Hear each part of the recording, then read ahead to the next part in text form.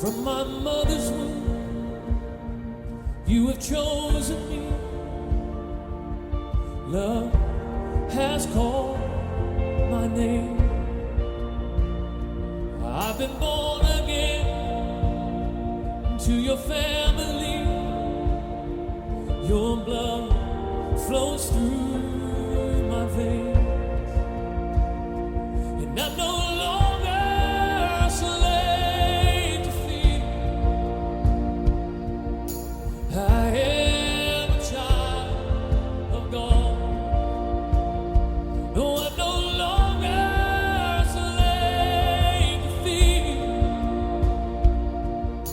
I am a child of God. I'm no longer a slave to fear. I am a child of God. Oh, I'm no longer a slave to fear. I am a child of God.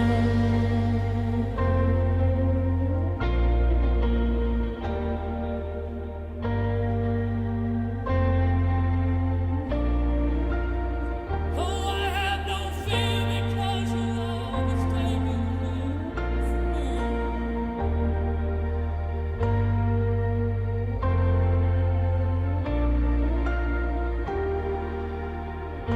And I am surrounded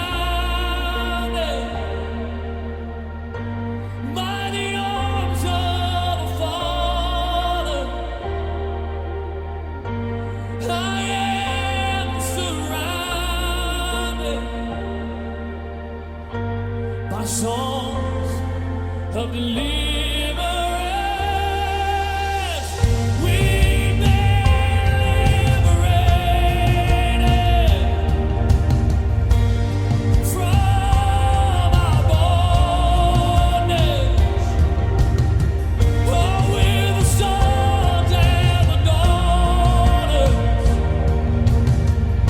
So let us sing our freedom.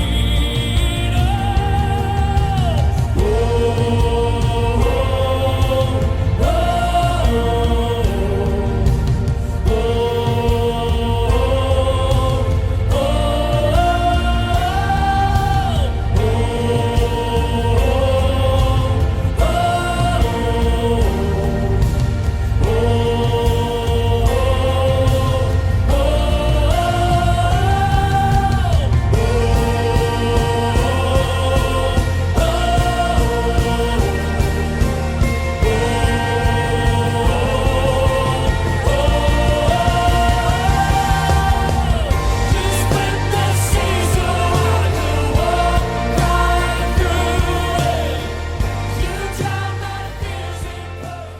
A very pleasant good afternoon, ladies and gentlemen. Welcome once again to In the Streets with Big Stone. Today, ladies and gentlemen, we're here because 2 lives have been lost. We have lost 2 beautiful souls. And what we're trying to do here is to bring some dignity to both souls. Some dignity to a young man by the name of Miguel Williams. They call him Mr. Cool.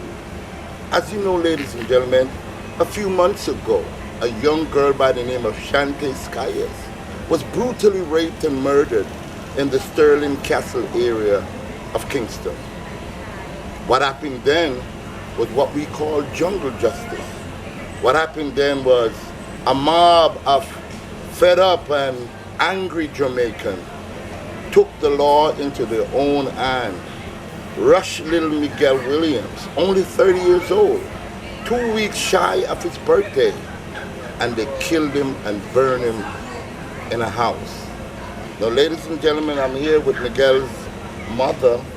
Her name is Charmaine Lee, and we're here to talk about her son. Good afternoon. How are you doing? First time I see you. Let me shake your hand. I'm fine, thank you.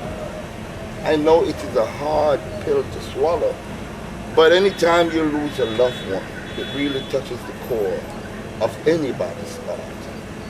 Ladies and gentlemen, I must first say this. I am in sympathy with the family of Shante Skyers because I know what it is to lose a loved one.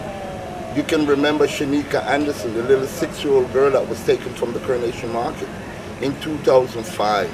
And little Shanika Anderson was brutally raped and sodomized, and her body was taken to Raytown, and she was found dead the following day. There's also a little boy by the name of Courtney Walker. He was stabbed 57 times in the Bamba River area of St. Thomas, and then they cut his throat. So what Big Stone is all about, I'm not here to take sides, ladies and gentlemen. I'm here to split justice. I'm here so that the truth can be brought to the fore. I'm also here because a family member, a family friend, reached out to me on my YouTube page and begged me to restore some dignity to Miguel Williams' life. As you know, the stigma is still overhanging that he's a child rapist, that he's a killer. But the truth be told, ladies and gentlemen, little Miguel Williams is just an innocent victim as poor little Shante Skyers. So my condolences goes out to the families of Shante Skyers. We know there's no words can bring back your poor little daughter, but we sympathize with your daughter, and we only hope that justice is served in your daughter's case.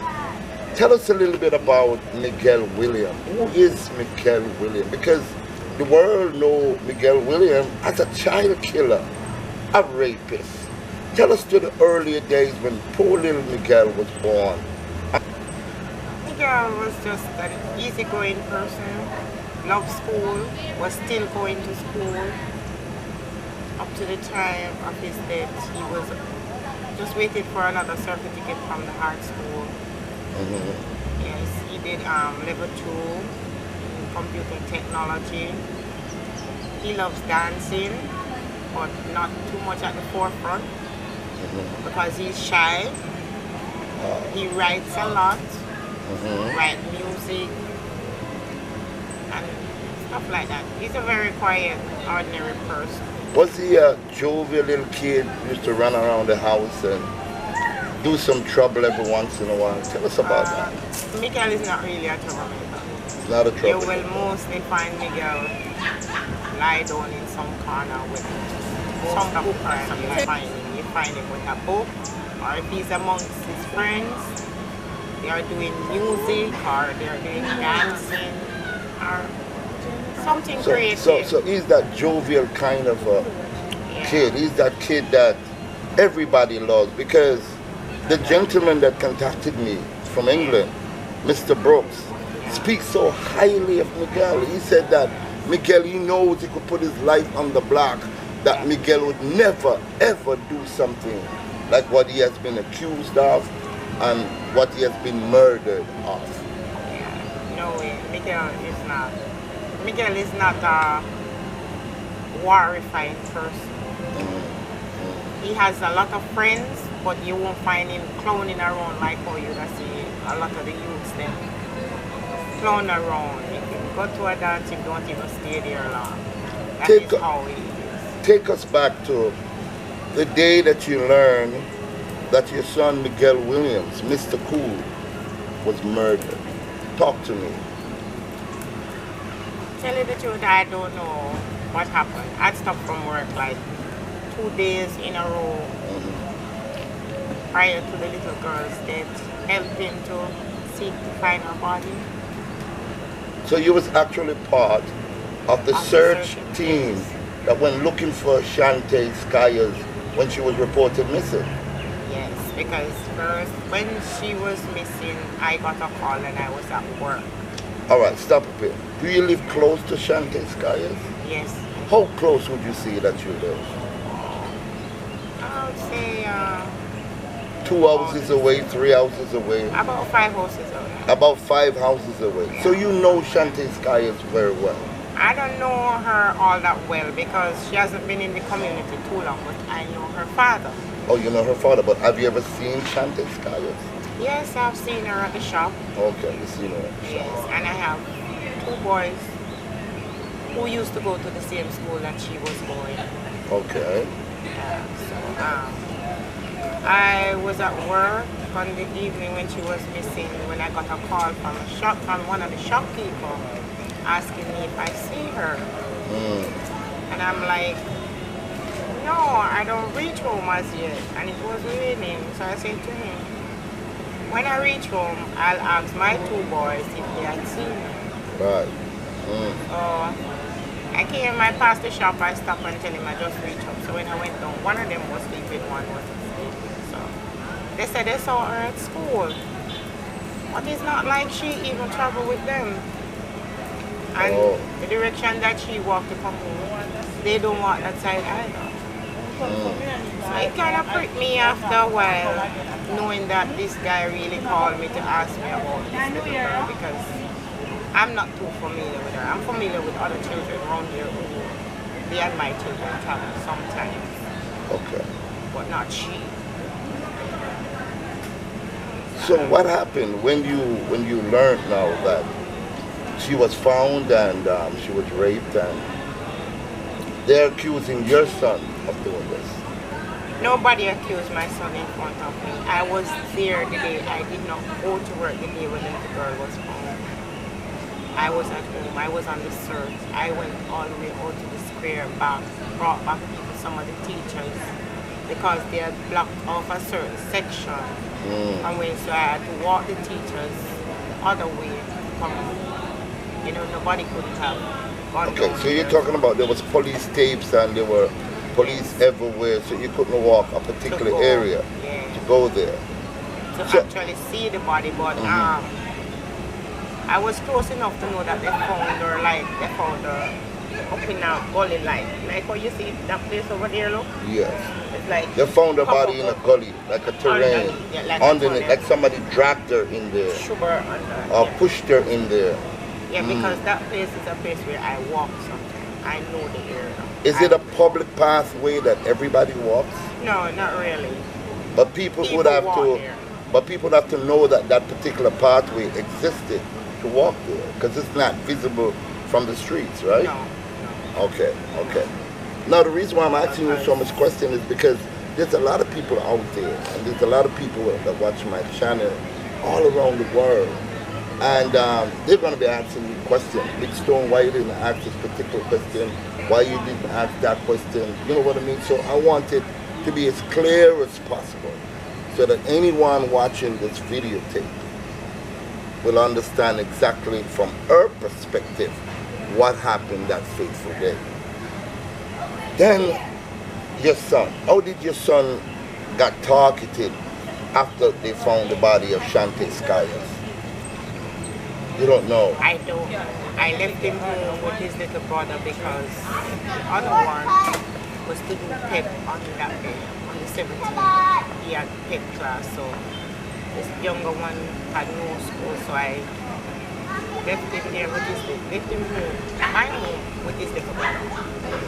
But his little brother is not one to really stay with him because he always pressure him with a book. Okay. And he have to stay into the yard. So the least little chance he gets, he would have slipped away from him. I'm not sure, but from what I have heard and what I have seen, I don't even know where to start because I don't know anything. I got a call from one of my twin sons' godfather about after 4 o'clock. I was at work and he called me and he said, Charmaine, where are you? And I said, I am at work. So he said, so you don't know what going on? He said, what? So you know, you said, then kill Miguel. And I'm like, I was in the bathroom. Same time I called my boss and he said I could lock What was up going and through your leave. mind? How did you feel when someone called you? Did you know the person who called you? Yes, he's one of my twin. I have a twin son. The other brother who was in custody, Brandon Ennis. Oh, so by this time they arrested one of your brother. No, he wasn't arrested. Apparently what happened, it is like the next morning. some guys attacked him up by Rock Pond. Okay, after they kill Miguel, because we Yes. want to know where we are. After they kill After Miguel, they killed Miguel, they attacked the other brother The of next Miguel morning. the next morning. yeah. And then I guess that's how the police came into it. Yeah, because he escaped from them, and like some people said to him, the best thing for you is to turn yourself into the police. So he called the police and they pick him up at a certain point. At that time, I was at the station because I had to spend the night at the station. Because they say it wasn't safe for me to stay in the community there. Wow. The house was burned down. To the ground, burned Yeah, flat. Yeah. Wow. Wow. I didn't see it or anything. I just like what people show me pictures of social media. I am not fully aware of anything. I understand your pain, Charmaine. I understand what's going on. Because when someone loses a child, ladies and gentlemen, and I'm saying this as a father, I'm saying this as a parent. I've never lost a child, but I've seen a lot of families who have lost loved ones. I've lost my mom, I've lost my dad, my nephew, I've lost my sister. You know what I mean? So it really touches the core of my heart to be sitting here with a mother who have lost her son, and not just to illness, because if someone is ill and you take them to the hospital, then there's that thought in the back of your mind that possibly he might not make it. Depends on the illness. But your son was strong and healthy, and to get the news that he was killed, and especially in the manner in which he was killed. They killed him. Yeah. I heard in the grapevine that there's a videotape, that they actually videotaped Yes. while they were killing your son. Apparently, from what I saw, he was probably dead from early. Did you get a chance to see the videotape? I saw a little of it. One of my cousins showed it to me, but other than that, no. Wow, this is even. But I could see the fire. You could hear a lot of voices, and you could see the fire, and you could hear someone saying clearly, "Don't show no face, don't show no face." I understand. I I was understand. trying to see if I could identify one of the voices of them, because nobody come from far and to make anything now, you know. And I don't know why they would even think of Miguel being someone to do something like that. Miguel don't even talk too hard. You have to really get to know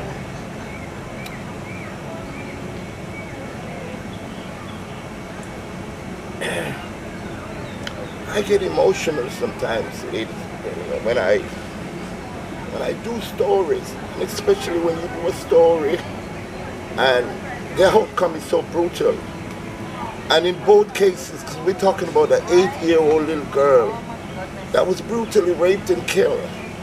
And we're also talking about a 29-year-old young man who had every opportunity to become somebody for his family. And he also was brutally killed, but in the wickedest of way. And then to get the news that someone else was arrested and charged after they killed little Miguel Williams in such a brutal manner. It tells me that jungle justice, and I can understand Jamaica. I am a person who have done over 3,000 videos on YouTube. I've done many videos appealing to Jamaica to love each other. I've done many videos appealing to families to start bring back that love and that greatness that we as Jamaicans are. So I understand how we feel when they're killing our children and they kill Yannick. You remember Yannick that was killed in Arnett Garden, right? I remember her very well. Her mother said she sent her to the shop. While she sent little Yannick to the shop, at about 8:30, 10 o'clock Yannick didn't come on home. And that was very unusual of her, because once you send little Yannick to the shop, of course Yannick is gonna come on home real quick. And then the appalling thing, ladies and gentlemen, was when she said she smelled something burning. And it smelled like you're burning a dog. Lo and behold, what she smelled was the body of a little girl burning. You know what that is to a mother? So I see the pain and the hurt and the grief on that mother's face, wanting justice for her daughter. And of course, we want justice for Shantae Skyers. I want justice for Shantae Skyers. But ladies and gentlemen, to know that the person that you actually claim and accuse, that was the person who did it, and then we do what we had to do at the time, because I understand it is not right.